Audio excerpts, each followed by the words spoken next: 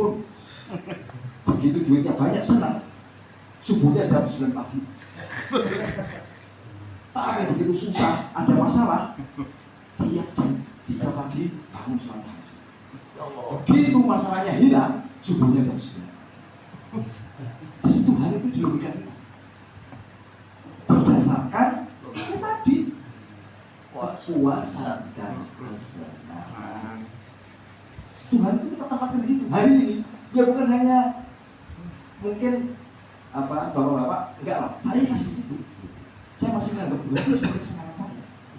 Kalau orang sering ibadah ya saya sholatnya ya kalau perlu sholat mutlak, sholat rawatib yang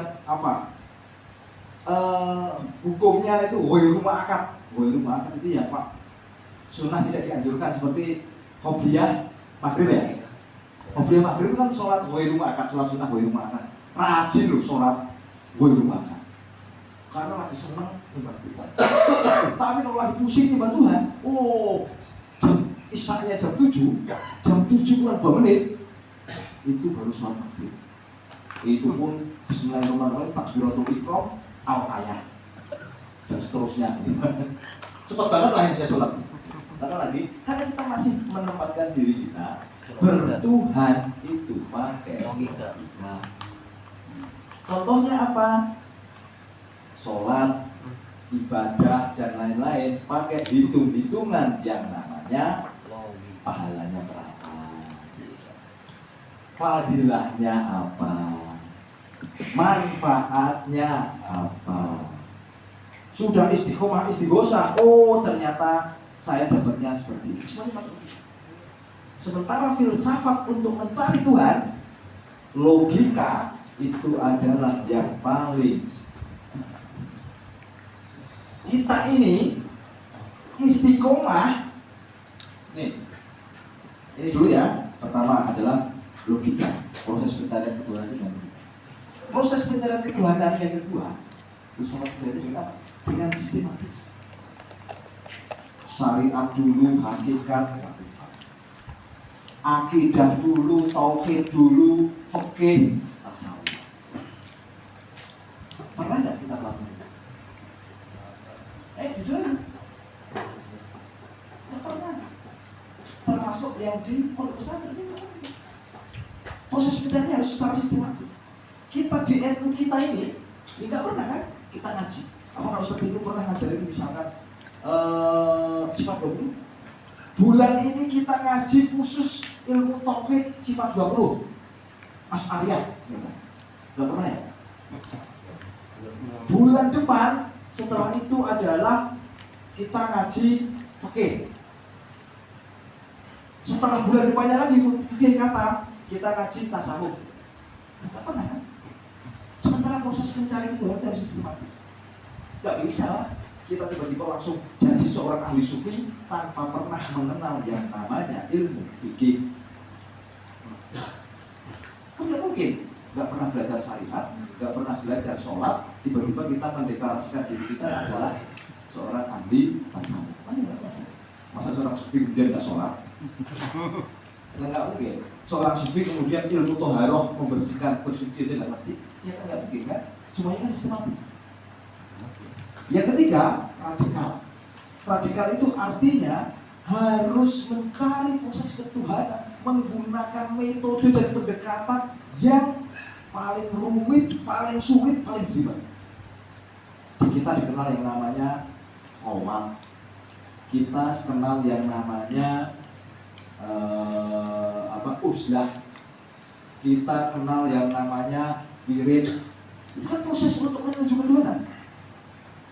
Kalau enggak, ya ngapain? Kemudian orang sampai dalail khair, orang sampai dalail Quran, orang sampai menyepi di tengah gua, berzikir, berdiri dan lain-lain. Yang terakhir itu adalah universal. Kalau universal itu adalah berlaku secara umum. Kita bisa mengerti batu berpikir, pohon berpikir. Artinya kita ini sudah seperti kayak Pali lah. Makomnya itu berarti makomnya adalah makom apa? Lupa namanya. Tajwid. Totalitas hidup kita itu adalah untuk Allah. Kita masih belum bisa, masih belum jauh. Masih jauh seperti itu.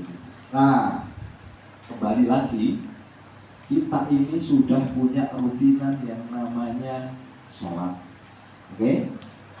Kita sudah punya rutinan yang namanya sholat sunnah rawatib.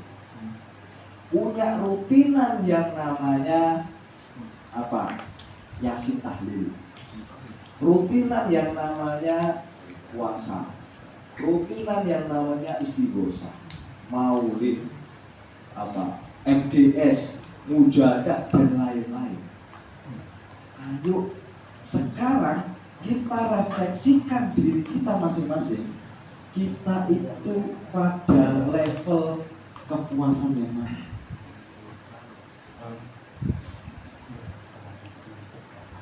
Dan ini derajatnya adalah logos. Artinya derajatnya filsafat. Karena kita masih berpikir kalau saya istighosah terus omongan saya menjadi itu geni. Itu geni itu apa istilah? Misalnya. Apapun yang terucap kejadian. Ucap metu. Apa kalau kita rutin istighosah seperti Nabil di terabak tongkol di lindes tronton nih, Nabil itu kalau lindes tronton depan belakang kecelakaan, motornya ditabrak motor, orangnya kelindis tronton depan belakang, orangnya roda tronton depan belakang, lecet terjadi. Atau seperti Pak Kusnan, sudah istiqomah, istighosah, mujahadah, khotbah Quran dan lain-lain, sholat, puasa semuanya dilakukan. Tabrak truk, motornya di bawah truk, orangnya lecet saja. Apakah itu yang disebut dengan istiqomah? Apakah itu yang disebut dengan istiqomah? Itu masih level manusia, masih level logos, masih level berhitung. Kalau saya rutin istiqomah, istighosah, berarti saya punya karomah. Kalau saya rutin, nah ini karomahnya, ayo, yang mana? Ini yang disebut kepuasan tadi, manfaat istiqomah ini. Merasa hidup beruntung, hidup merasa tenang, hidup merasa senang, kita tidak khawatir dengan hari depan. Beban hidup menjadi lebih ringan, kita memiliki keyakinan yang kuat. Kemudian yang ketujuh, siap gak level ini? Kalau sudah level ini, berarti harus siap masuk pada level selanjutnya, yaitu sistem. Kalau logos ini masih pada level filsafat manusia, Tuhan pun dicari seperti kita nyari akuan. Lantas di mana ibadah kita yang katanya kita ini ber-NU, kita ini ngaji untuk mencari ridho Allah. Wah, kita nggak sholat takut karena neraka. Kita sholat itu karena kita punya harapan ke surga. Tiap malam sholat tahajud karena kita punya hajat. Tiap malam sholat hajat karena kita punya hajat. Mana lillahi ta'ala? Kita fair-fairan aja. Kita sudah istiqomah. Mungkin rata-rata dulu yang di NU online yang muncul ada Ustadz Ibnu itu kurang lebih 1 bulan itu minimal 17 kali istighosah ya. Di NU online tuh kita ini istighosah 1 bulan itu waktu itu udah nambah pangkalan 9 ya. 1 bulan di keluarga besar NU Ranting Nungus Tunggal ini istighosah, baca istighosah itu minimal 17 kali. Kalau kita sudah menjalankan istighosah 3 tahun, artinya istiqomah kita yang luar biasa. Gak usah jauh-jauh, di musola Nurul Iman setiap minggu istighosah. Katakanlah sudah berjalan 3 tahun. Level istiqomah jamaah Nurul Iman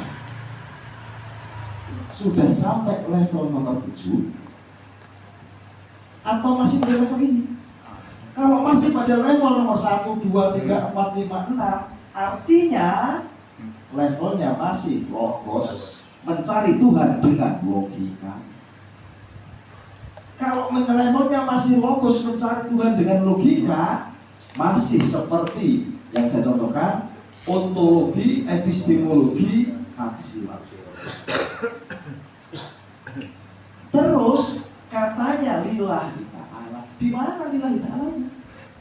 Jauh. Jauh. Sulit kan? Sulit. Sholat aja ingat, wah habis ini sholatnya buru-buru, takut dipuji. Bener kan? Sholat hajat pun berpikir, oh semoga hajat saya terkabul, besok saya punya duit bisa beli mobil. Katanya bilang, ayo silakan komentar. Nah, sebelum saya kasih solusinya. Kalau begitu, semua ibadahnya karena logos, filsafat manfaat, filsafat judriki,